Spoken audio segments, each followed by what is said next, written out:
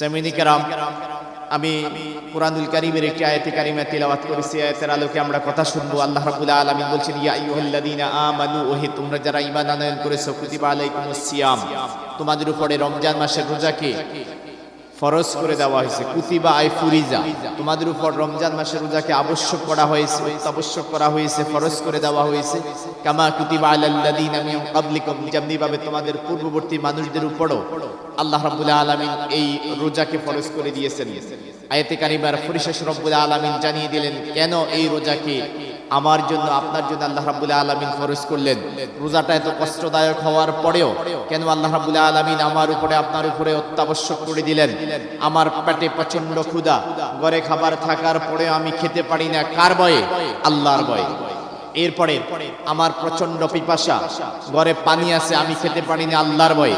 হালাল স্ত্রী ঘরে থাকার পরে আমরা স্ত্রীর কাছে যেতে পারি না, শুধুমাত্র আল্লাহ রাব্বুল আলামিন নিষেধ করেছেন সেজন্য। এখন কেন এত কষ্ট আল্লাহ রাব্বুল আলামিন আমাকে আপনাকে দেবেন? উদ্দেশ্য কি? আয়াতে কারিমার পরিশেষে রব্বুল আলামিন সেই প্রশ্নের জবাব দিয়ে দিলেন, লাআল্লাকুম তাত্তাকুন, যাতে করে তোমরা খোদাবিরু হতে পারো, যাতে করে তোমরা মুত্তাকি হতে পারো, যাতে করে তোমরা পরহেজগার হতে পারো, যাতে করে তোমাদের অন্তরে তাকওয়াকে সঞ্চারিত করতে পারো, আল্লাহর ভয়কে, আল্লাহর ভীতিকে যাতে করে তোমরা তোমাদের অন্তরের মধ্যে সঞ্চারিত করতে পারো। সেজন্য আমি রব্বুল আলামিন কষ্টকর হওয়ার পরেও তোমাদের জন্য রমজানুল মুবারকের রোজাকে ফরজ করে দিয়েছি। বলেন আলহামদুলিল্লাহ। শুধু তাই নয়, রাসূল করিম সাল্লাল্লাহু আলাইহি সাল্লাম বলেছেন, আলাইকুম বিসিয়াম, তোমাদের জন্য রমজানের রোজাকে ফরজ করে দেওয়া হয়েছে। ফাইন্নাহু লা মিসালা লাহু, কেন ফরজ করে দেওয়া হয়েছে? কেননা এই রোজার মতো আর কোনো ইবাদত নেই। রোজা রিয়েলি প্রকৃতপক্ষে অন্য যে কোনো ইবাদতের চাইতে আলাদা। রোজা অন্য যে কোনো ইবাদতের চাইতে এক্সক্লুসিভ, এটা একটা অনন্য, একেবারে ব্যতিক্রম। সেজন্য আল্লাহ রাব্বুল আলামিন এই রোজাকে আমার জন্য, আপনার জন্য ফরজ করে দিলেন। রাসূল করিম সাল্লাল্লাহু আলাইহি সাল্লামের হাদিসের মাধ্যমে এবং কুরআনুল কারীমের এই আয়াতে কারিমার মাধ্যমে সূরা বাকারার 183 নম্বর আয়াত, এই আয়াত এবং এই হাদিসের মাধ্যমে আল্লাহ রাব্বুল আলামিন কেন রমজানের রোজাকে ফরজ করে দিলেন, এর উদ্দেশ্য কি? রমজানের রোজা আমার উপরে, আপনার উপরে কেন আল্লাহ রাব্বুল আলামিন ফরজ করে দিলেন, কেন দিলেন, এর উদ্দেশ্য এই আয়াতে কারিমা এবং হাদিসের মধ্যে আলোচনা হয়েছে। অতএব আমরা জানবো এই রমজানের রোজা ফরজ করে দেওয়ার উদ্দেশ্যটা কি। তো এখানে আল্লাহ রাব্বুল আলামিন বলছেন, ইয়া আইয়ুহাল্লাযীনা আমানু, ওহে তোমরা যারা ঈমান আনয়ন করেছো, আমরা যারা ঈমান আনয়ন করেছি, আমাদের উপরে রমজানের রোজাকে ফরজ করে দেওয়া হয়েছে। যেমনি ভাবে পূর্ববর্তী মানুষদের উপর আল্লাহ রাব্বুল আলামিন এই রোজাকে ফরজ করে দিলেন। এখানে স্পেশালি আল্লাহ রাব্বুল আলামিন ঈমানদারকে বললেন, ঈমানদারকে অ্যাড্রেস করে বললেন। এখানে অন্য কোনো জাত, অন্য কোনো গোষ্ঠী, অন্য কোনো ধর্মের লোকদেরকে বলেন নাই। আল্লাহ রাব্বুল আলামিন স্পেশালি যারা ঈমান আনয়ন করেছে, যারা ঈমানদার, তাদের উপরে আল্লাহ রাব্বুল আলামিন রমজানের রোজার ফরজ সেটা নির্ধারণ করে দিলেন। কেন দিলেন? লাআল্লাকুম তাত্তাকুন, যাতে করে তোমরা মুত্তাকি হতে পারো। তার মানে এই রোজার অন্যতম উদ্দেশ্য হচ্ছে মুত্তাকি হওয়া, তাকওয়া অর্জন করা, আল্লাহর ভয় অন্তরে সঞ্চারিত করা। এখন এই তাকওয়ার মানে কি? এই আয়াতে কারিমায় তাকওয়াটাই হচ্ছে মূল উদ্দেশ্য। রমজানুল মুবারকের রোজাকে ফরজ করে দেওয়ার মূল উদ্দেশ্য হচ্ছে তাকওয়া যাতে আমরা অর্জন করতে পারি। এখন এই তাকওয়া মানে কি? তাকওয়া মানে হচ্ছে সতর্ক হওয়া, তাকওয়া মানে হচ্ছে ভয় করা, তাকওয়া মানে হচ্ছে সংযত থাকা, তাকওয়া মানে হচ্ছে সংযত হওয়া, তাকওয়া মানে হচ্ছে বেঁচে থাকা, পরিষ্কার হওয়া, এরপরে শক্তি সঞ্চয় করা, দায়িত্বশীল হওয়া, জবাবদিহির প্রত্যয় দিয়ে দায়িত্ব কর্তব্য সম্পাদন করা। বিভিন্ন অর্থ হইতে পারে। এখন এই তাকওয়ার ধরনটা কি হতে পারে? তাকওয়াটা মানে কি? তাকওয়ার পারিভাষিক অর্থ কি? সেটা হচ্ছে এরকম, যেমন তাকওয়ার স্বরূপ বা ক্রাইটেরিয়া, পদ্ধতিটা হচ্ছে এরকম। আপনি ধরেন বাজার থেকে কিছু বাজার কিনে নিয়ে আপনি বাড়ির দিকে রওনা হলেন, বৃষ্টি হলো, রাস্তাটা ভিজে গেছে, আপনার এক হাতে আপনি যে বাজার করলেন বাজারের ব্যাগ, আর এক হাতে আপনার ছাতা, আর এক হাতে ধরেন আপনি আপনার জামা ধরলেন, লুঙ্গি পরলেন কিংবা পায়জামা পরলেন, আপনি খুব সাবধানে রাস্তা পার হচ্ছেন। কেন? কারণ আপনি পড়ে যাওয়ার সম্ভাবনা আছে, স্লিপ খেতে পারে, আপনার গায়ে কাদা লাগতে পারে। আপনি খুব কষ্ট করে সতর্কতার সহিত এই রাস্তাটুকু আপনি রাস্তা থেকে, আপনি বাজার থেকে এই রাস্তা দিয়ে আপনি আপনার বাড়িতে আসলেন। এই যে আপনি রাস্তাটুকু পার হলেন, এটাই হচ্ছে তাকওয়া। পুরো সমাজ নোংরামিতে ভরে যাবে, পুরো সমাজ জেনা, ব্যভিচার, অন্যায়, অত্যাচার, জুলুম, নির্যাতনে ভরপুর হয়ে যাবে, কিন্তু আপনি ভালো থাকবেন। আপনি মুত্তাকি হবেন, আপনি আল্লাহকে ভয় করবেন, আল্লাহর ভয় আপনার অন্তরে থাকবে। পুরো সমাজ যদি বেনামাজি হয়, কিন্তু আপনি নামাজি হবেন। কেউ মসজিদে যায় না, আপনি যাবেন। কেউ ভালো কাজ করে না, কিন্তু আপনি করবেন। অর্থাৎ নিজেকে এমন ভাবে প্রতিষ্ঠিত করতে হবে, সমাজের মধ্যে নিজেকে এমন ভাবে পরিচালিত করতে হবে যেমনি ভাবে কাদার নিচে বাইং মাছ থাকে। বাইং মাছটা আপনি যখন উপরে তুলবেন তখন এটার গায়ে কাদা থাকে না। অনুরূপ ভাবে পুরো সমাজ নোংরা হয়ে যাবে, অশ্লীলতায় ভরে যাবে, জেনা ব্যভিচারে ভরে যাবে, কিন্তু আপনি নিজেকে পুত পবিত্র রাখবেন, নিজেকে পবিত্র রাখবেন, নিজে সতর্কতা অবলম্বন করবেন, নিজে নামাজি হবেন, সত্যবাদী হবেন। সকলে মিথ্যা বলবে, কিন্তু আপনি সত্য বলবেন। সকলে জুলুম করবে, অন্যায় করবে, গুনাহ করবে, কিন্তু আপনি ভালো যেটা সেটা করবেন।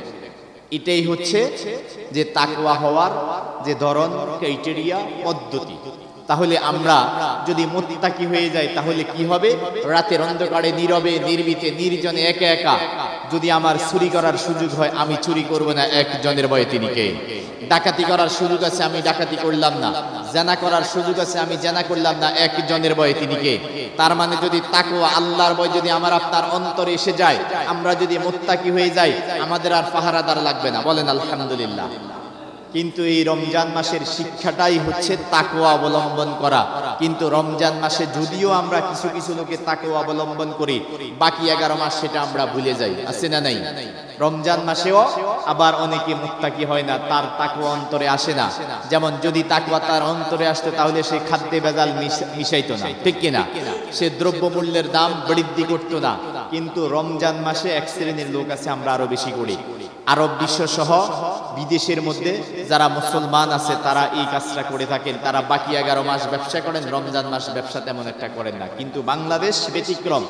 রমজান মাসের প্রথম 10 দিন মনে হচ্ছে যেন ওই যে শরবত বিক্রেতা যারা, বিশেষ করে লেবু, শশা, তাদের দখলে চলে যায়। লেবু, শশা, কাঁচামরিচ, ধনিয়া পাতা তাদের দখলে থাকে। এরপরে মাঝখানের 10 দিন থাকে কাপড় ব্যবসায়ীদের দখলে। এরপরে শেষ 10 দিন চলে যায় পরিবহন মালিক যারা আছে, গাড়িওয়ালা যারা আছে, তাদের হাতে। 100 টাকার ভাড়া 300 টাকা, ঠিক কিনা? মানে পুরো রমজান মাস। অথচ বাংলাদেশ পৃথিবীর দ্বিতীয় মুসলিম কান্ট্রি হওয়ার পরেও কিন্তু বাংলাদেশের এই অবস্থা। আমরা যেখানে মুত্তাকি হওয়ার কথা, যেখানে আমার আপনার অন্তরে তাকওয়া থাকবে, সেখানে আমরা আরো বেশি বেপরোয়া হয়ে যাই, সেখানে আমরা আরো বেশি সীমা লঙ্ঘনকারী হয়ে যাই, সেখানে আমরা আরো বেশি পৃষ্ঠ প্রদর্শনকারী হয়ে যাই, ঠিক কিনা? আবার কিছু কিছু আছে আমরা মৌসুমী মুত্তাকি। রমজান মাস আসলে আমরা একবারে ফরেজগার হয়ে যাই, মসজিদ ভরপুর হয়ে যায়। এরপরে তারাবির নামাজেও মাশাআল্লাহ ভরপুর হয়, জুমার নামাজেও সবার আগে চলে আসে, 12টার ভিতরে মুসল্লি ভরপুর হয়ে যায়। কিন্তু বাকি 11 মাস আর খবর নাই। শুধু তাই নয়, টেলিভিশনে যারা খবর পড়ে, যে মহিলাগুলা খবর পড়ে, সেই মহিলাগুলা পর্যন্ত হিজাব লাগায়। রমজান মাস চলে গেলে আর খবর নাই। রোজার পরে যখন ঈদুল ফিতর আসবে, তখন আবার তারা 7 দিন, 8 দিন, 10 দিন ব্যাপী তারা তাদের সিনেমা বিনোদনের কর্মসূচি পালন করে, অথচ তারা মুসলমান, ঠিক কিনা? কিন্তু আজকে প্রকৃত মুসলমান আমরা হতে না পারার কারণে, ইসলাম না বুঝার কারণে আজকে আমরা ইসলামকে আমরা আমাদের নিজেদের মতো চালাই। অথচ আল্লাহর নির্দেশনা হচ্ছে, ইসলাম আমাকে আপনাকে যেভাবে চালাবে, যেভাবে পরিচালিত করবে, আমাকে আপনাকে সেভাবেই পরিচালিত হইতে হবে। কিন্তু আজকে আমরা ইসলামকে আমরা আমাদের মতো করে চালাচ্ছি, ঠিক কিনা? তাহলে আমরা প্রকৃত মুসলমান হতে পারি নাই, প্রকৃত মুমিন হতে পারি নাই, প্রকৃতপক্ষে আমরা ইসলাম বুঝতে পারি নাই। সেজন্য আমরা মুত্তাকি তথা তাকওয়াবান আমরা হতে পারি নাই, পরহেজগার আমরা হতে পারিনি, তাকওয়া আমরা অর্জন করতে পারিনি। আমরা আপনার অন্তরে তাকওয়াকে সঞ্চারিত করতে পারিনি, আল্লাহর ভয়কে সঞ্চারিত করতে পারিনি। যার কারণে আমরা রমজান মাস আসলে কিছুটা মুত্তাকি হলেও, আল্লাহর ভয় থাকলেও, বাকি 11 মাস আর আমাদের খবর নাই, ঠিক কিনা? আমরা মুসলমানের সংজ্ঞাই ভুলে গেছি। আমি মনে করি আমার নাম আব্দুল্লাহ, আমার বাড়ির পাশে মসজিদ, আমার মা তাহাজ্জুদ পড়ে, এরপরে আমি গরুর গোশত খাই, আমি কি মুসলমান না হয়ে পারি? অথচ আল্লাহ রাব্বুল আলামিন জানিয়ে দিলেন, ইয়া আইয়ুহাল্লাযীনা আমানু উদখুলু ফিস সিলমি কাফা ওয়া লা তাত্তাবিউ খুতুওয়াতিশ শাইতান ইন্নাহু লাকুম আদুউম মুবিন। ওহে তোমরা যারা ঈমানদার আছো তোমরা ইসলামের ভিতরে পরিপূর্ণভাবে প্রবেশ করো। ওয়ালা তাত্তাবিউ খুতুওয়াতিশ শাইতান, শয়তানের পদাঙ্ক অনুসরণ করো না। ইন্নাহু লাকুম আদুউম মুবিন, কেননা শয়তান হচ্ছে তোমাদের প্রকাশ্য শত্রু। দেখেন অসংখ্য হাদিস দ্বারা প্রমাণিত রমজান মাসে আল্লাহ রাব্বুল আলামিন জাহান্নামের দরজাকে বন্ধ করে দেন, জান্নাতের দরজাকে খুলে রাখেন এবং শয়তানকে শিকলবন্দি করে রাখেন, যাতে করে ঈমানদার যারা আছে, মুত্তাকি যারা আছে, পরহেজগার যারা আছে, আল্লাহর পেয়ারা বান্দা যারা আছে, তারা যাতে সুন্দরভাবে সাবলীলভাবে ভালোভাবে একনিষ্ঠতার সহিত ইবাদত করতে পারে, সেজন্য শয়তানকেও শিকলবন্দি করা হয়। অথচ সেই রমজানেও শয়তানি কম না বেশি? বেশি। কেন? কারণ ওই যে ইসলাম আমরা প্রকৃতপক্ষে বুঝি নাই, আমরা প্রকৃত মুসলমান হতে পারি নাই। আমরা ইসলামকে আমরা আমাদের মতো করে চালাই, অথচ ইসলাম আমাকে আপনাকে যেভাবে চলতে বলছে আমরা সেভাবে চলি না। আল্লাহর নির্দেশনা হচ্ছে ইসলাম অনুযায়ী আমাকে আপনাকে চলতে হবে, অথচ ইসলামকে আমরা আমাদের অনুযায়ী চালাই, ঠিক কিনা? আল্লাহ আমাদেরকে সঠিক সমঝ দান করুক, জোরে বলি আমিন। তাহলে রোজা ফরজ করার মূল উদ্দেশ্য, অন্যতম উদ্দেশ্য হচ্ছে তাকওয়াবান হওয়া, আল্লাহর ভয় যাতে আমার আপনার অন্তরে সঞ্চারিত হয়। এখন রমজান মাস, সেখানেও আমরা আল্লাহকে ভয় পাই না। তাকওয়ার আরেকটা দৃষ্টান্ত হচ্ছে, যখনই ওমর ফারুক রাদিয়াল্লাহু তাআলা আনহু ক্ষমতায় ছিলেন, যখন তিনি খলিফা ছিলেন, অর্ধ পৃথিবীর খলিফা যখন তিনি ছিলেন, সেই সময় একজন রাখাল মহিলা, একজন রাখালিনী, তারা উটের দুধ বিক্রি করত। নিশিরাত্রে একদিন মা তার মেয়েকে বলতেছে, মা, যে পরিমাণ দুধ আমরা বিক্রি করি এই পরিমাণ দুধ দিয়ে আমাদের সংসার চলবে না, দুধে একটু পানি মিশাও। তখন মেয়ে বলল, ওমর ফারুক রাদিয়াল্লাহু তাআলা আনহু যদি জানতে পারে, দেখতে পারে, তাহলে আমাদের মা মেয়ের খবর আছে। তখন ওই মেয়ের মা বলতেছে, ওমরের আর খেয়ে দে কাজ নেই, এত রাত্রে ওমর আমরা দুধে পানি মিশাচ্ছি কিনা সেটা দেখতে আসবে। কিন্তু দেখেন, যেখানে ইসলাম ক্ষমতায় থাকবে সেখানে রাজা বাদশারা জাগ্রত থেকে মানুষকে পাহারা দিবে, মানুষ কতটা কষ্টে আছে, মানুষ কতটা সুখে আছে। আর যেখানে ইসলাম ক্ষমতায় থাকবে না, যেখানে মানব রচিত মতবাদ ক্ষমতায় থাকবে, সেখানে রাজাগুলা আরামে ঘুমাবে আর প্রজাগুলা রাত জেগে জেগে তারা কষ্ট করবে। এটাই হচ্ছে ইসলাম ক্ষমতায় থাকলে কি লাভ, ক্ষমতায় না থাকলে কি ক্ষতি।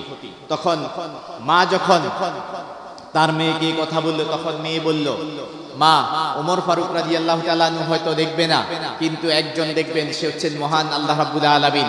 আমরা যদি নিশি রাত্রিতেও, রাতের অন্ধকারে, নীরবে নির্ভীকে নির্জনে একা একা থাকার পরেও আমরা যদি দুধের মধ্যে পানি মিশাই, আর কেউ না দেখুক, আল্লাহ রাব্বুল আলামিন সেটা দেখবেন। ওমর ফারুক রাদিয়াল্লাহু তাআলা আনহু ঘরের পিছন থেকে সেই দৃশ্য দেখলেন, মা মেয়ের কথোপকথন শুনলেন। পরের দিন মা এবং মেয়েকে রাজপ্রাসাদে খবর দিলেন। খবর নিয়ে সেখানে তাদেরকে নিয়ে গেলেন এবং ওমর ফারুক রাদিয়াল্লাহু তাআলা আনহু মেয়ের তাকওয়া দেখে, আল্লাহর ভয় দেখে মেয়েটাকে নিজের পুত্রবধূ হিসাবে গ্রহণ করলেন। বলেন আলহামদুলিল্লাহ। তাকওয়া যদি আমার আপনার অন্তরে থাকে, কেউ আমাকে আপনাকে ঠেকাইতে পারবে না। আমি আপনি যদি আল্লাহকে ভয় পাই, পৃথিবীর সব কিছু আমাকে আপনাকে ভয় পাবে, ঠিক কিনা? আর যদি আল্লাহকে ভয় না পাই, তাহলে পৃথিবীর সব কিছুকে আমাকে আপনাকে ভয় পেতে হবে, ঠিক কিনা? কিন্তু বাংলাদেশ, আমরা মুসলিম কান্ট্রি হওয়ার পরেও, পৃথিবীর দ্বিতীয় মুসলিম কান্ট্রি হওয়ার পরেও আমরা আজকে খাদ্যে ভেজাল মিক্সড করতেছি। বাংলাদেশে যে পরিমাণ রোগ হয়, জনগণের রোগ হয়, তার 94% রোগ হয় খাদ্যে ভেজালের কারণে। অথচ আমরা মুসলমান, আল্লাহর ভয় যদি অন্তরে থাকতো, এই নিকৃষ্ট কাজটুকু আমরা কখনো করতাম না। আল্লাহ আমাদের সঠিক সমঝ দান করুক, জোরে বলি আমিন। তাহলে এই তাকওয়া অর্জন করতে হবে রমজানের মাধ্যমে। আর এই তাকওয়ার কয়েকটা বৈশিষ্ট্য আছে, সেই বৈশিষ্ট্যগুলা বলবো। 1 নম্বর বৈশিষ্ট্য হচ্ছে সত্যের সন্ধান। তাকওয়া যদি অন্তরে থাকে, তাহলে আমাকে আপনাকে সত্য কোথায় আছে সেটা খুঁজে বের করতে হবে, সত্যের সন্ধান করতে হবে। শুধু তাই নয়, সত্য গ্রহণ করতে হবে। কিন্তু আজকে আমরা সত্য গ্রহণ করি না, ন্যায় ইনসাফ আমরা গ্রহণ করি না, বরং আমরা নিজেরাই ইনসাফ কায়েম হোক সেটা আমরা চাই না, বরং আমরা নিজেরাই জুলুম করার চেষ্টা করি। অথচ একজন মুসলমান হিসাবে, একজন মুমিন হিসাবে, একজন মুত্তাকি হিসাবে আমার আপনার দায়িত্ব, কর্তব্য হচ্ছে সমাজের মধ্যে, দেশের মধ্যে, রাষ্ট্রের মধ্যে যাতে করে ইনসাফ কায়েম হয় সেই ব্যবস্থা করা। সেই সত্যটাকে গ্রহণ করা, সত্যকে প্রতিষ্ঠিত করা, সত্যের সন্ধান করা, অথচ এইগুলার ধারে কাছেও আমরা নাই। আমরা সকলেই চাচ্ছি যে কি চাচ্ছি, যে আমার ভাই জিতে যাক, আমার ভাই জিতে যাক, যে আমার দলের লোকটা জিতে যাক। যেমন ধরেন আমার ভাই যদি কাউকে খুন করে, আমি নিজে দেখেছি, দেখার পর এখানে একজন মুসলমান হিসাবে, মুমিন হিসাবে ইসলামের দাবি কি, ইমানের দাবি কি, আমার ভাই যেহেতু হত্যা করছে, হত্যার বদল হত্যা, আমার ভাইয়ের শাস্তি হবে, আমার ভাইয়ের ফাঁসি হবে। কিন্তু আমি কি করি, একজন মুসলমান হিসাবে আমি চাই আমার ভাইয়ের যাতে কিছু না হয়, আমি মিথ্যা সাক্ষ্য দেই, মিথ্যা সাক্ষ্য তৈরি করি। অথচ আমরা সকলেই কি নিজের দলের লোক জিতে যাক সেটা চাই। আমার দলের লোকেও যদি ভুল করে, ক্ষতি করে, আমার দলের লোকে যদি অন্যায় করে, সে যাতে জিতে যায় আমরা সেটা চাই। অথচ একজন মুসলমান হিসেবে, মুমিন হিসেবে আমাদের দায়িত্ব কর্তব্য হচ্ছে ইনসাফ যাতে কায়েম হোক, ন্যায় বিচার হোক। আমার ভাই হত্যা করছে, আমার ভাই অপরাধ করছে, তার শাস্তি হবে, ইমানের দাবি কিন্তু এটা। তাহলে আমরা মুত্তাকি, এই জন্য আমরা ধরে রাখতে পারি না। রমজান মাসে যদিও, ভাই এখানে বসেন, এখানে বসেন, যদিও লাইটটা দিয়ে দেন, লাইট, যদিও আমরা রমজান মাসে মুত্তাকি হই, কিন্তু বাকি 11 মাস সেই মুত্তাকি, সেই তাকওয়া আমরা ধরে রাখতে পারি না। কারণ আমরা সত্যকে গ্রহণ করতে পারি নাই, সত্যের সন্ধান আমরা করতে পারি নাই। শুধু তাই নয়, সত্যের উপরে আমরা অটল থাকতে পারি নাই। আজকে মিথ্যা আমাদের সমাজে এমন ভাবে সয়লাভ হয়ে গেছে, আপনি টাকার বিনিময়ে মিথ্যা সাক্ষী কিনতে পারবেন, ঠিক কিনা? সমাজের অবস্থা করুন। এরপরে তাকওয়ার আরেকটা বৈশিষ্ট্য হচ্ছে সত্যের উপরে অটল থাকা, আল্লাহ ভীতি। সব সময় আল্লাহর ভয় থাকবে, সব সময় জাহান্নামের ভয় থাকবে, সব সময় আল্লাহর ভয় অন্তরে থাকবে। যেমনই হযরত ওমর ফারুক রাদিয়াল্লাহু তাআলা আনহু সব সময় আতঙ্কে থাকতেন, ভয়ে থাকতেন, আল্লাহর ভয় অন্তরে থাকতো, আল্লাহর ভয় অন্তরে পোষণ করত। পৃথিবীর একজন মানুষও যদি জাহান্নামী হয়, না জানি আমি সেই ওমর ফারুক রাদিয়াল্লাহু তাআলা আনহু হয়ে যাই। অথচ ওমর ফারুক রাদিয়াল্লাহু তাআলা আনহুকে আল্লাহ রাব্বুল আলামিন দুনিয়াতে জান্নাতের মালিক বানিয়ে দিলেন, বলেন আলহামদুলিল্লাহ। যে ওমরকে আল্লাহ দুনিয়াতে জান্নাতের মালিক বানালেন, সেই ওমর মনে মনে সব সময় আতঙ্কে থাকতেন, ভয় থাকতেন, পৃথিবীর একজন মানুষও যদি জাহান্নামী হয়ে যায়, না জানি আমি সেই ওমর হয়ে যাই। আবার মনে মনে আশা পোষণ করতেন, পৃথিবীর একজন মানুষও যদি জান্নাতি হয়, আমি যেন সেই ওমর হয়ে যাই, বলেন আলহামদুলিল্লাহ। সেজন্য রাসূল করিম সাল্লাল্লাহু আলাইহি সাল্লাম বলছেন, আল ঈমানু বাইনাল খাউফি ওয়ার রিজা, মানুষের ঈমানটা থাকবে ভয় এবং আশার মাঝে, জাহান্নামের ভয়ও থাকবে, আবার মনে মনে জান্নাতের আশাও পোষণ করতে হবে, বলেন আলহামদুলিল্লাহ। আর এই রোজা আমাকে আপনাকে মুত্তাকি বানাবে, আল্লাহর ভয় আমার আপনার অন্তরে সঞ্চারিত করবে। সেটা কিভাবে? আমার আপনার পেটে প্রচন্ড ক্ষুধা, ঘরে খাবার আছে, ইচ্ছা করলে দরজা আটকিয়ে আমরা খেতে পারি, খাই না, কার ভয়ে? আল্লাহর ভয়।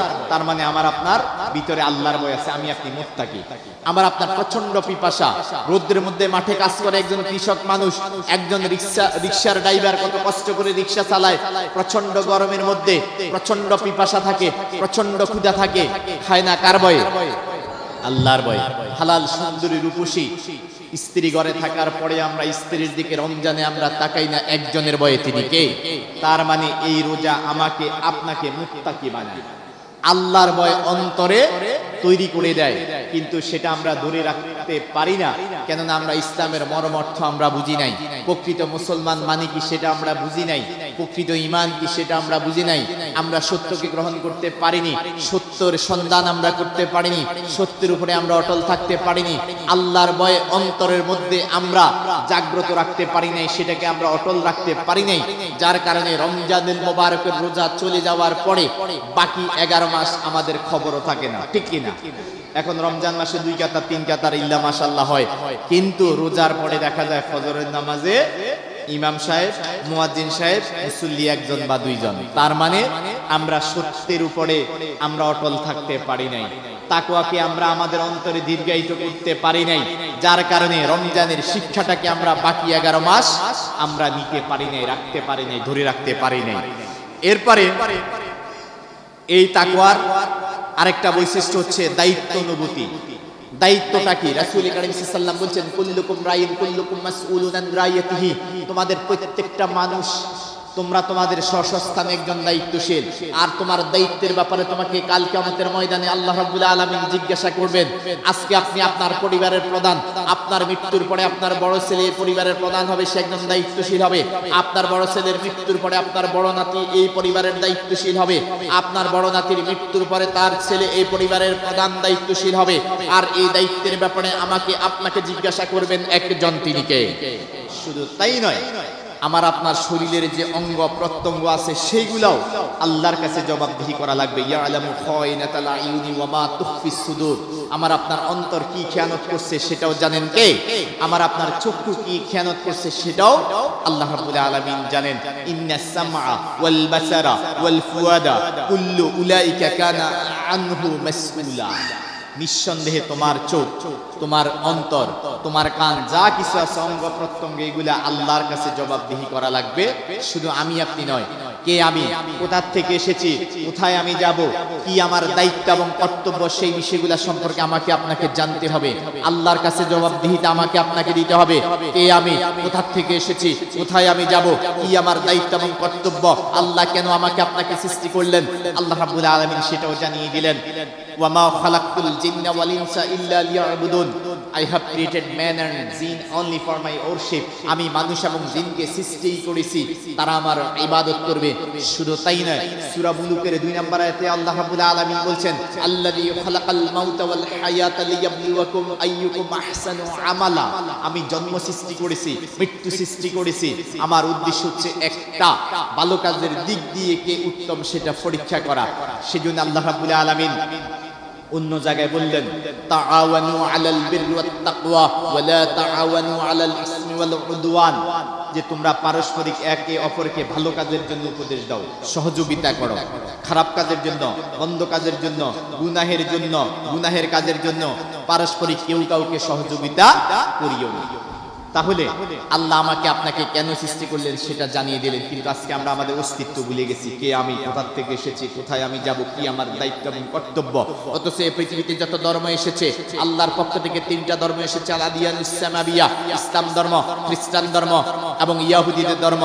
ইসলাম ধর্ম দুনিয়াতে আগমন করার পরে বাকি 2টা ধর্মকে রহিত করেন একজন, তিনি কে? আর সে আল্লাহ বলেন, জাআল হক ওয়া জাহাল বাতিল ইন্নাল বাতিলা কানা যাহুকা। সত্য সমাগত, মিথ্যা বিতাড়িত। বাকি যে ধর্মগুলো এসেছে এবং মানুষের বানানো যে সমস্ত ধর্মগুলা, প্রত্যেকটা ধর্মের মূল কথা একটা, সেটা হচ্ছে higher purpose of our existence. যেমন ইসলাম ধর্মে বলছে, মান আরাফা নাফসাহু ফাকাদ আরাফা রাব্বাহু। যে নিজেকে চিনল সে তার রবকে চিনল। এটা ইসলাম ধর্মের বক্তব্য। তার মানে আমরা যদি আমার রবকে চিনি, কে আমি, কোথা থেকে এসেছি, কোথায় আমি যাব, কি আমার দায়িত্ব এবং কর্তব্য, সেটা আমাকে আপনাকে জানতে হবে, সে অনুযায়ী কাজ করতে হবে। এটা আমার আপনার দায়িত্ব। এই দায়িত্বের ব্যাপারে কাল কিয়ামতের ময়দানে আল্লাহর কাছে জবাবদিহি করা লাগবে। এরপরে খ্রিস্টান ধর্মের সক্রেটিস বলছেন, নো দাই সেলফ, নিজেকে জানো, কে তুমি, কোথা থেকে এসেছো, কোথায় তুমি যাবে, কি তোমার দায়িত্ব এবং কর্তব্য। শুধু তাই নয়, হিন্দু ধর্মে বলছে আত্মনাম বৃদ্ধি, নিজেকে জানো, কে তুমি, কোথা থেকে এসেছো, কোথায় তুমি যাবে, কি তোমার দায়িত্ব এবং কর্তব্য। শুধু তাই নয়, বৌদ্ধ ধর্মে বলছে বদ্ধং শরণং গচ্ছামি, প্রভুর শরণই হচ্ছে তোমাদের জন্য নির্বাণ। নির্বাণ মানে হচ্ছে মুক্তি।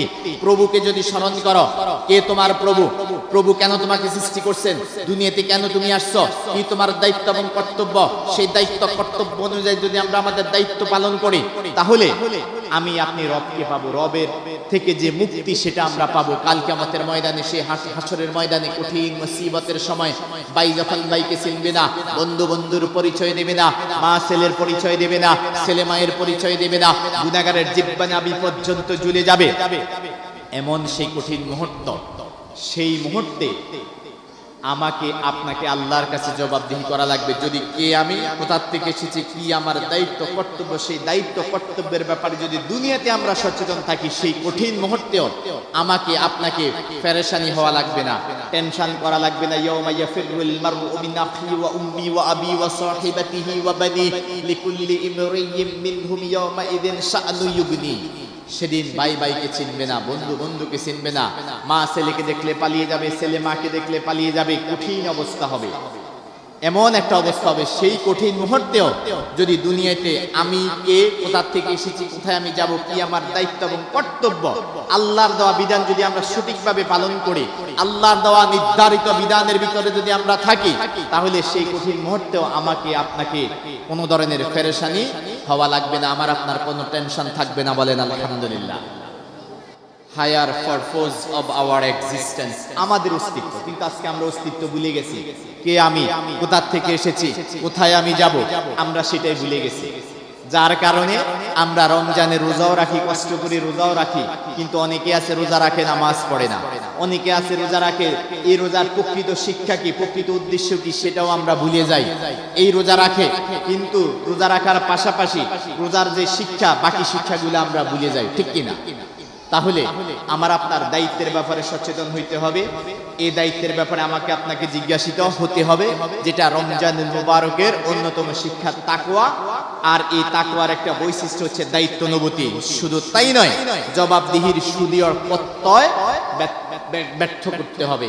অর্থাৎ এই জবাবদিহি আমাকে আপনাকে করতেই হবে, সেটা মাথায় রাখতে হবে। কিন্তু আমরা আজকে অবস্থা আমাদের নাস্তিকের মতো। নাস্তিকরা মনে করে দুনিয়াতে এসেছি, খাবো দাবো, ফুর্তি করব, মরে যাব, কবরস্থ করা হবে, মাটি আমার দেহ খেয়ে ফেলবে, ব্যাস শেষ। কিন্তু না, হাসরের ময়দান কঠিন ময়দান, দুনিয়ার জীবনে শেষ নয়। নাস্তিকরা মনে করে দুনিয়ার জীবনটাই শেষ, এই জন্য তারা খাওয়া দাও, ফুর্তি করো, এই নীতিতে বিশ্বাসী। কিন্তু না, আমি আপনি ছিলাম আলমে আরোহের মধ্যে, রুহের জগতে ছিলাম। আমার আপনার রুহকে রব্বুল আলামিন একসাথে সৃষ্টি করলেন, সমস্ত পৃথিবীর মানুষের রুহকে সৃষ্টি করার পরে সেদিন আমার থেকে আপনার থেকে স্বীকৃতি নিয়েছেন, জবাবদিহিতা নিয়েছিলেন, আলাস্তু বিরব্বিকুম, আমি কি তোমাদের রব নই? বলু বালা। সেদিন আমরা সমস্যারে বলেছিলাম, হ্যাঁ আপনি আমাদের রব। সেখানে আমরা দীর্ঘদিন থাকার পরে আমরা মায়ের ওভামের ভিতরে এসেছি, সেখানে 10 মাস 10 দিন অতিবাহিত করার পরে আমরা দুনিয়ার জীবনে এসেছি। এরপরে দুনিয়াতে আমরা কেন এসেছি সেটাও রব্বুল আলামিন বলছেন যে আমি তোমাদেরকে সৃষ্টি করছি, তোমরা আমার ইবাদত করবে, তোমরা সীমা লঙ্ঘন করবে না, তোমরা পৃষ্ঠ প্রদর্শন করবে না, তোমরা ভালো কাজ করবে।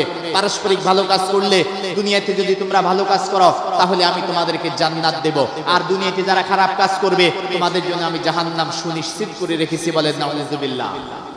কেমন জাহান্নাম? ইন্না জাহান্নামা কানাত মিরসাদা লিত-তাগিনা মাআবা লাবিসিনা ফিহা হুকাবা লা ইয়াযুকুনা ফিহা বারদা ওয়ালা শারাবা ইল্লা হামিমা ওয়া গাসসাকা। ইন্না জাহান্নামা কানাত মিরসাদা, নিঃসন্দেহে জাহান্নাম শতাব্দীর পর শতাব্দী অপেক্ষমান গুনাহগারের জন্য, অপরাধীদের জন্য, জাহান্নামীদের জন্য। কেমন জাহান্নাম? লা ইয়াযুকুনা ফিহা বারদা ওয়ালা শারাবা, যে জাহান্নামে কোনো ধরনের খাবার পাওয়া যাবে না, যে জাহান্নামে কোনো ধরনের পানীয় পাওয়া যাবে না, ইল্লা হামিমা ওয়া গাসসাকা, তবে সেখানে ফুটন্ত রক্ত এবং পুষ পাওয়া যাবে। যা খাওয়ার জন্য ব্যাকুল হয়ে যাবে জাহান্নামীরা, যখন মুখমণ্ডল ওই পাত্রের কাছে নেবে, তাদের মুখে এত বেশি উত্তপ্ত হবে, তাদের মুখের চামড়াগুলা খুশি খুশি পড়ে যাবে, শুধু হাড় দেখা যাবে। বলেন নাউযুবিল্লাহ। সেই নিকৃষ্ট জাহান্নাম আমাদের জন্য অপেক্ষমান, যদি আমরা আমাদের দায়িত্বের ব্যাপারে সচেতন না থাকি। কে আমি, কোথা থেকে এসেছি, কোথায় আমি যাব, আল্লাহ রাব্বুল আলামিন আমাকে আপনাকে কেন সৃষ্টি করলেন, সেই বিষয় সম্পর্কে যদি আমরা উদাসীন থাকি, তাহলে সেই নিকৃষ্ট জাহান্নাম আমার জন্য, আপনার জন্য অপেক্ষমান। বলেন নাউযুবিল্লাহ। তাহলে মায়ের গর্ভ থেকে আমরা দুনিয়াতে আসবো, 60 বছর, 70 বছর, 80 বছর, 100 বছর, 150 বছর আমরা অবস্থান করব। এরপরে আমরা চলে যাব আলমে বারজাখ তথা কবর জগতে, রূহের জগতে। সেখানে আমরা কয়েক বছর আমরা থাকবো, হাজার হাজার বছরও হইতে পারে। এরপরে ইসরাফিল আলাইহিস সালাতু ওয়াস সালামের তৃতীয় ফুৎকারে সমস্ত পৃথিবী ধ্বংস হয়ে যাবে। ওয়াজহু রাব্বিকা যুল জালালি ওয়াল ইকরাম, আল্লাহ রাব্বুল আলামিন ছাড়া সবকিছু ধ্বংস হয়ে যাবে, সমতল হয়ে যাবে। সমস্ত পৃথিবীর মানুষগুলা কবর থেকে উঠে দাঁড়াবে। এরপরে সেখানে রব্বুল আলামিন তখন বলবেন, ওয়া আমতাজুল ইয়াওমা আইয়ুহাল মুজরিমুন, তোমরা যারা অপরাধী আছো, পাপিষ্ঠ আছো, তোমরা আলাদা হয়ে যাও। এরপরে আল্লাহ রাব্বুল আলামিন বলবেন, ফারিউন ফিল জান্নাতি ওয়া ফারিউন ফিস সাঈর, তোমরা এক গ্রুপ জান্নাতি, আরেক গ্রুপ জাহান্নামী। জান্নাতে এক গ্রুপ চলে যাবে, জাহান্নামে এক গ্রুপ চলে যাবে। জান্নাতি এবং জাহান্নামীদের মাঝখানে একটা পর্দা থাকবে, সেই পর্দাকে আল্লাহ রাব্বুল আলামিন তুলে নেবেন, এবং সেই পর্দার জায়গায় একটা সাদা ছাগল বা সাদা দুম্বাকে আল্লাহ রাব্বুল আলামিন নিয়ে আসবেন, এবং সেটাকে জবাই করা হবে। ওই সাদা ছাগল বা সাদা দুম্বা মানে হচ্ছে মৃত্যু, তার মানে মৃত্যু হয়ে যাবে। যারা জান্নাতে যাবে তারা চিরকাল সেখানে জান্নাতে থাকবে, তাদের আর কখনো মৃত্যু হবে না। যারা জাহান্নামে থাকবে তাদেরও আর কখনো মৃত্যু হবে না, সেখানে তারা কঠিন কষ্ট ভোগ করবে।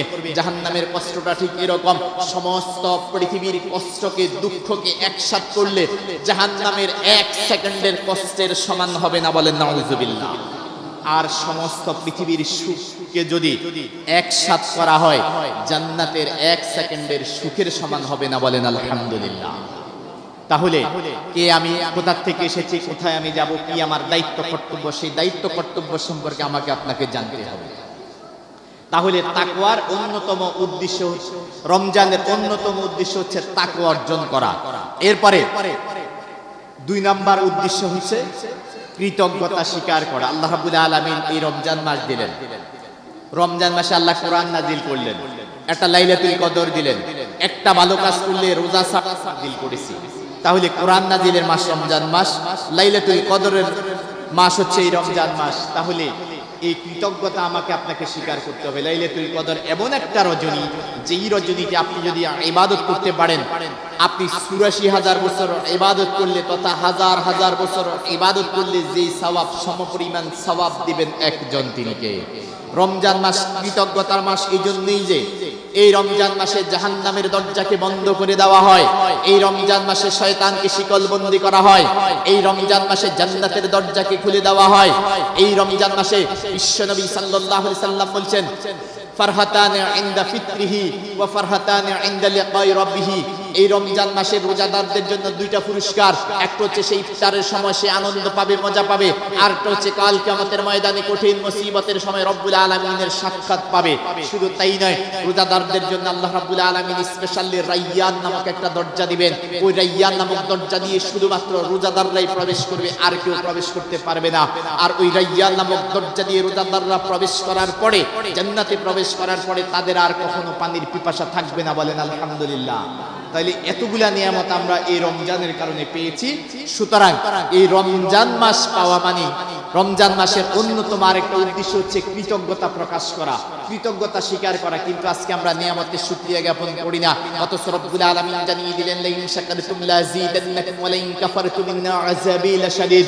তোমরা যদি আমার নিয়ামতের শুকরিয়া জ্ঞাপন করো, আমি রব্বুল আলামিন তোমাদের জন্য নিয়ামতকে আরো বৃদ্ধি করে দেব, বলেন আলহামদুলিল্লাহ। ওয়া লাইন কাফারতুম ইন্না আযাবী লাশাদীদ। আর যদি আমার নিয়ামতের শুকরিয়া জ্ঞাপন না করো, তাহলে মনে রেখো আমার শাস্তি বড়ই কঠিন। এখানে আল্লাহ এটা বলেন নাই যে আমি নিয়ামত আর দেব না, কেননা আল্লাহ হচ্ছেন রহমানুদ দুনিয়া রাহিমুল আখিরাত, তিনি দয়ালু। এটা বলেন নাই নিয়ামতের শুকরিয়া জ্ঞাপন যদি তোমরা না করো আমি নিয়ামত দেব না। আল্লাহ বলছে জেনে রাখো আমার শাস্তি বড়ই কঠিন। কেননা আল্লাহ যদি, দুনিয়ার জীবনের কোনো মূল্য নাই, দুনিয়ার জীবনের মূল্য যদি মাছির ডানার মতো থাকতো, মাছির ডানার মূল্যের সমপরিমাণ মূল্য যদি দুনিয়ার থাকতো, বিশ্বনবী সাল্লাল্লাহু আলাইহি সাল্লাম হাদিসে কুদসিতে বলেন, রব্বুল আলামিন বলেন, তাহলে কাফের, মুশরিক, নাস্তিক, মুরতাদ, বেঈমানকে 1 ফোঁটা পানিও আল্লাহ দিতেন না, বলেন আলহামদুলিল্লাহ। দুনিয়ার জীবনটা হচ্ছে তুচ্ছ, দুনিয়ার জীবনটা হচ্ছে মাছির ডানার চাইতেও কম মূল্য। ধরেন আপনাকে এই মুহূর্তে কেউ 2 পিকআপ বা 10 পিকআপ মাছির ডানা দিয়ে দিল, আপনি কি করবেন? এটা দিয়ে কিছুই করবেন, এটা আপনার জন্য আরো বোঝা হবে, ঠিক কিনা? তার মানে দুনিয়ার জীবনটা মাছির ডানার চাইতে ওটার মূল্য কম। তাহলে এই যে আল্লাহ রাব্বুল আলামিন এত দয়ালু, এটা বলেন নাই যে নিয়ামতের শুকরিয়া জ্ঞাপন না করলে আমি নিয়ামত দেব না। নিয়ামত দিবে আল্লাহ, কাফেরদেরকেও দিচ্ছে, আমাদেরকেও নিয়ামত দিচ্ছে। তাহলে যদি আমরা নিয়ামতের শুকরিয়া জ্ঞাপন করি, আল্লাহ নিয়ামত বৃদ্ধি করে দিবে। আল্লাহ রাব্বুল আলামিন অন্য জায়গায় বলেছেন, মা ইয়াফআলুল্লাহু বিআযাবিকুম ওয়া ইন শাকারতুম ওয়া আমানতুম। তোমরা যদি ঈমান আনয়ন করো আর আমার নিয়ামতের শুকরিয়া জ্ঞাপন করো, আমি তোমাদেরকে শাস্তি দিই, আমার কি লাভ? আমার কি দরকার তোমাদেরকে শাস্তি দেওয়ার? আলহামদুলিল্লাহ বলেন। সুতরাং এই রমজান মাস হচ্ছে কৃতজ্ঞতা প্রকাশের মাস, কৃতজ্ঞ হওয়ার একটি মাস। কেননা এই রমজানের মাধ্যমে আমরা নিজেকে নিষ্পাপ করতে পারি, গুনাহমুক্ত করতে পারি। যেমন রাসূল করিম সাল্লাল্লাহু আলাইহি সাল্লাম বলেছেন, মান সামা রমাদানা ঈমানান ওয়া ইহতিসাবান গুফিরা লাহু মা তাকাদ্দামা মিন যানবিহি। যে ব্যক্তি রমজান মাসের রোজা ঈমান এবং ইহতিসাবের সহিত খালেস নিয়তে রাখলো, আল্লাহ রাব্বুল আলামিন তার অতীত জীবনের সমস্ত গুনাহ মাফ করে দিবেন, বলেন আলহামদুলিল্লাহ। শুধু তাই না, রাসূল করিম সাল্লাল্লাহু আলাইহি সাল্লাম আরো বলেছেন, মান কামা ফি লাইলাতিল কদরি ঈমানান ওয়া ইহতিসাবান গুফিরা লাহু মা তাকাদ্দামা মিন যানবিহি। যে ব্যক্তি রমজানুল মুবারকের লাইলাতুল কদরের রজনীতে যেই ব্যক্তি ইবাদত করবে, নফল নামাজ পড়বে, তাহাজ্জুদ পড়বে, আল্লাহ রাব্বুল আলামিন তার অতীত জীবনের সমস্ত গুনাহকে মাফ করে দিবেন, বলেন আলহামদুলিল্লাহ। এরপরে রাসূল করিম সাল্লাল্লাহু আলাইহি ওয়াসাল্লাম আরো বলেন, মান কামা রমাদানা ঈমানান ওয়া ইহতিসাবান গুফিরা লাহু মা তাকাদ্দামা মিন যানবিহি। যে ব্যক্তি রমজান মাসে অতিরিক্ত নামাজ পড়বে, তারাবি নামাজ পড়বে, তাহাজ্জুদ পড়বে, এরপরে নফল পড়বে, আল্লাহ রাব্বুল আলামিন তার অতীত জীবনের সমস্ত গুনাহকে মাফ করে দিবেন, বলেন আলহামদুলিল্লাহ। তাহলে এই রমজান মাস হচ্ছে কৃতজ্ঞতা প্রকাশের একটি মাস। এরপরে এই রমজানের আরেকটা উদ্দেশ্য হচ্ছে প্রাসবিক ইচ্ছা বা জৈবিক অভ্যাস থেকে নিজেকে দূরে রাখা। এরপরে আত্মিক বা দৈহিক উৎকর্ষ সাধন করা রমজানের অন্যতম আরেকটা উদ্দেশ্য। এরপরে ধৈর্য এবং সহানুভূতি শিক্ষা দেয় এই রমজান মাস। রাসূল করিম সাল্লাল্লাহু আলাইহি ওয়াসাল্লাম বলেছেন, হুয়া শাহরুস সাবর ওয়াস সাবরু তাওয়াবুল জান্নাহ। রমজান মাস হচ্ছে ধৈর্যের মাস। ক্ষুধা আছে, খাই না, ধৈর্য ধারণ করে আছি, কার ভয়ে? আল্লাহর ভয়ে। আর যে ব্যক্তি রমজানে ধৈর্য ধারণ করে কষ্ট করে রোজা রাখবে, ফলাফল হিসেবে আল্লাহ তাকে জান্নাত দিবেন, বলেন আলহামদুলিল্লাহ। এবং এই রমজান মাসের অন্যতম আরেকটা শিক্ষা হচ্ছে ঐশ্বরিক গুণে গুণান্বিত হওয়া, আল্লাহর গুণে গুণান্বিত হওয়া। আল্লাহর গুণে গুণান্বিত হওয়ার অর্থ হচ্ছে এই, আল্লাহ রাব্বুল আলামিন কোনো খাবার গ্রহণ করেন না। একজন রোজাদার রোজা রাখা অবস্থায় কোনো খাবার গ্রহণ করেন না, তার মানে এটা হচ্ছে রব্বুল আলামিনের একটা বৈশিষ্ট্য। একজন রোজাদার রোজা রাখার মাধ্যমে আল্লাহ রাব্বুল আলামিনের যে বৈশিষ্ট্য, সেই বৈশিষ্ট্য অর্জন করতে পারে, বলেন আলহামদুলিল্লাহ।